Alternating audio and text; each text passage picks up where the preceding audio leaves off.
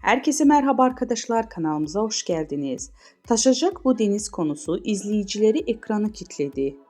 Taşacak bu deniz konusu ile izleyicileri etkilemeyi başardı. Dizi Karadeniz'in hırçın doğasında kök salmış, düşmanlığı olan Fırtınalı ve Koçeri ailelerinin kan davası ve bu kan davasının ortasında imkansız bir aşkı anlatıyor.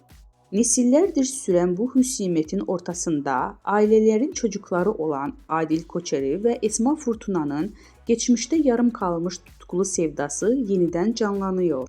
Esme'nin Adil'i vurması tüm olay örgüsünü beklenmedik bir döneme sokar.